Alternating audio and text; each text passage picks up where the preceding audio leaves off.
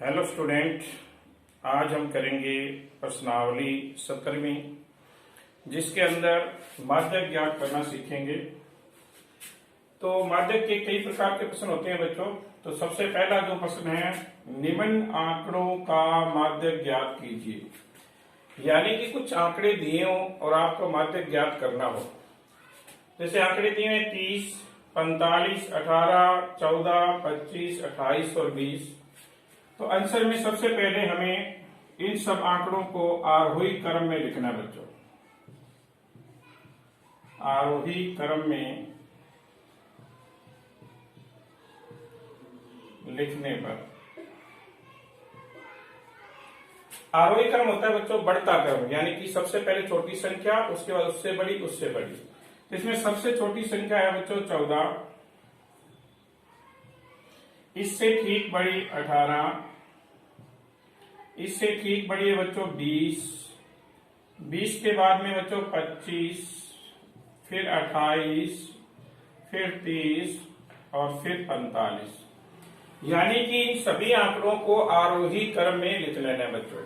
अब हमें ये पद गिनने की कुल कितनी संख्याएं हैं, तो 3, 3, 6 और 1 7, यानी कि कुल पद बच्चों है 7। तो हमें लिखना है n बराबर 7। अब बच्चों 7 होती है विषम संख्या,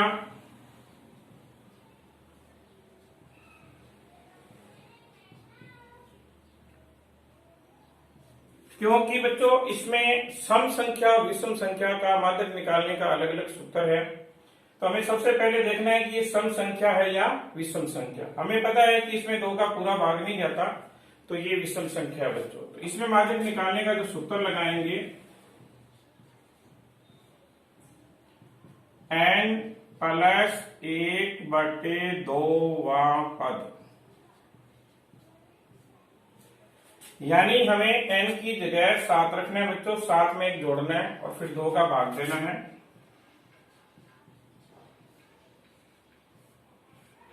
ये बच्चों हो जाएगा 8, 8 में 2 का भाग देंगे तो आएगा 4वां पद, यानी कि चौथा पद जो आरोही क्रम में है बच्चों, वो हमारा क्या होगा, माध्यक। तो हमें लिखना है माध्यक बराबर चौथा पद बच्चों हमारा है 25। तो हमारा माध्यक होगा बच्चों 25। अब इसी प्रकार अगर सम संख्याएं दी हो तो उसका माध्यक किस प्रकार निकालेंगे, ये अपने क्वेश्चन नंबर 2 में देखते हैं। क्वेश्चन नंबर 2 में लिखा है निम्न आंकड़ों का माध्यक ज्ञात कीजिए। इसमें बच्चों जो आंकड़े दिए हुए हैं वो है सम संख्या में, यानी कि आंकड़े दिए हुए 8। 8 हमें पता है सम संख्या होती है। तो सबसे पहले हमें इन आंकड़ों को आरोही क्रम में लिखना है, पहले प्रश्न की तरह। आरोही क्रम में लिखने पर तो सबसे पहले हमें देखना है सबसे छोटी रकम कौन सी है बच्चों, 15। इसके बाद में 18, 20, 23, 24, उससे बड़ी है बच्चों 30, फिर 40 और फिर 50। यानी कि इन सभी संख्याओं को आरोही क्रम में, बढ़ते क्रम में लिख लेना है बच्चों। अब हमें देखना है कितनी संख्याएं हैं। तो ये संख्याएं हैं बच्चों कुल 8, यानी कि n बराबर आ जाएगा 8। और 8 हमें पता है बच्चों सम संख्या होती है। तो हमें सम संख्या का सूत्र लगाना है बच्चों। तो माध्यक निकालने का जो सम संख्या का सूत्र है वो बच्चों n/2वां पद प्लस n/2 प्लस 1वां पद और पूरे के बटे में बच्चों लगेगा 2। ये सूत्र है बच्चों। यानी कि n/2, यानी कि 8 का आधा करेंगे, चौथा पद आ जाएगा, और यहाँ 8 का आधा करके जोड़ेंगे तो 5वां पद, यानी कि चौथा और 5वां पद जोड़ के 2 का भाग देना है बच्चों। तो हमें सबसे पहले n की जगह रखना है 8,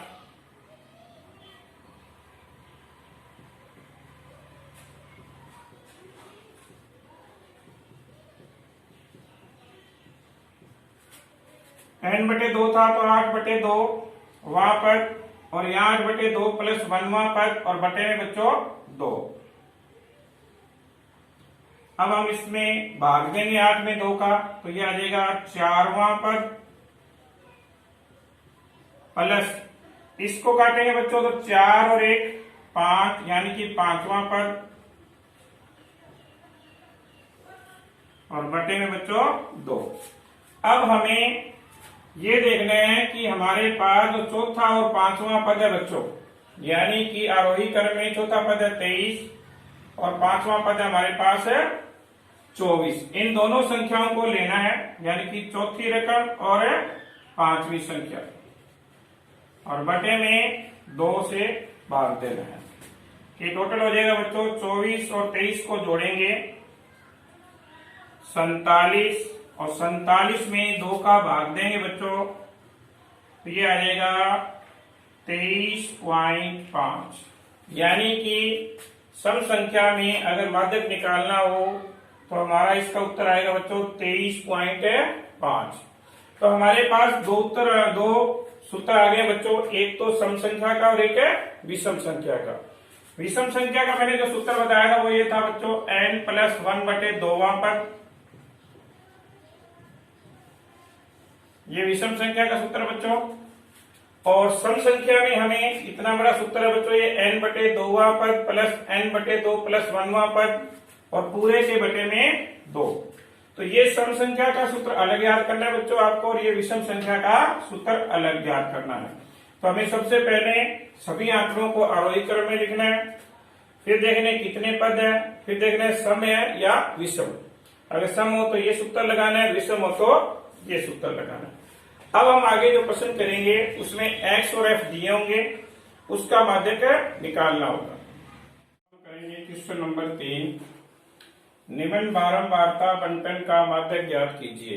यानी कि अब हम करेंगे x और f, x के मान दिए, f के मान दिए और माध्यक ज्ञात करना हो तो हमें सबसे पहले 3 कॉलम बनाने हैं बच्चों। हमें सबसे पहले x, f और तीसरे कॉलम में लिखना है CF। इसका तो होता है बच्चों संचयी बारंबारता, यानी इन f को ऊपर से जोड़ना है। तो सबसे पहले x के मान लिखेंगे 15, 20, 25, 30, 35 और 40। इसके बाद में f के मान लिखने हैं बच्चों 3, 2, 4, 6, 5 और 2। अब हमें तीसरे कॉलम में मैंने लिखा है CF। CF का मैंने बताया था संचयी बारंबारता, संचय करना यानी इन f को जोड़ना है बच्चों। जैसे पहले 3 का 3 दिया है, इसको हम सेम यहाँ रखेंगे, यहाँ जो भी रकम है सेम रखेंगे।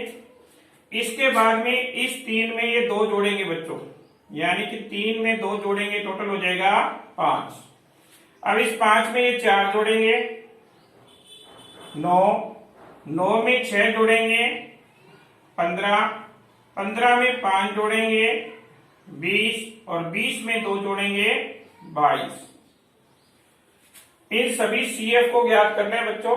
इसके बाद में इस F को जोड़ेंगे, इसे बोलेंगे N बराबर इन सभी का जोड़ करेंगे बच्चों, ये आएगा 5, 10, 15, 5, 20 और 2 22।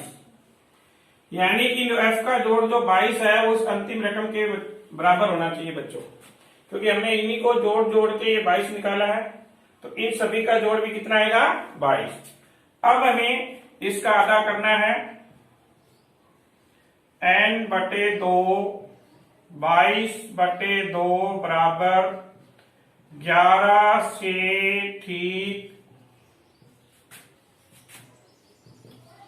बड़ी संचयी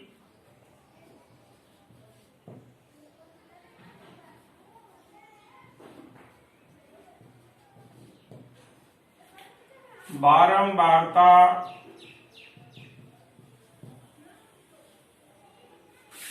यानी कि हमें इस 22 का आधा कर लेना है बच्चों 11। अब 11 से ठीक बड़ी संचयी बारंबारता, तो 11 से ठीक बड़ी बच्चों संख्या है 15। तो यहां लिखेंगे ठीक बड़ी संचयी बारंबारता CF 15 है। अब इस 15 की जो संगत पद x का जो मान है वो हमारा क्या होगा बच्चों, माध्य, यानी माध्य क्या होगा 30। तो इस 15 की सीध में जो x का मान है वो ही हमारा उत्तर है बच्चों। तो यहां लिखेंगे संगत पद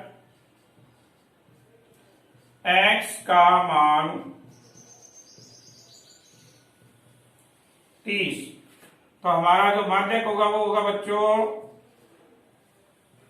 30। बहुत ही आसान प्रश्न है बच्चों, एक बार दोबारा बता देता हूं। तो हमें सबसे पहले जो x और f दिए इन्हें खड़े रूप में लिख लेना है, और तीसरा एक कॉलम बनाना है CF का बच्चों। इसमें हमें f को जोड़ना है, जैसे 3 का 3, 3 में 2 जोड़े 5, 5 में 4 जोड़ोगे 9, 9 में 6 जोड़ोगे 15, 15 में 5 जोड़ोगे 20, और 20 में 2 जोड़ोगे 22। अब इन सभी का जोड़ में कितना आएगा बच्चों, 22 आएगा।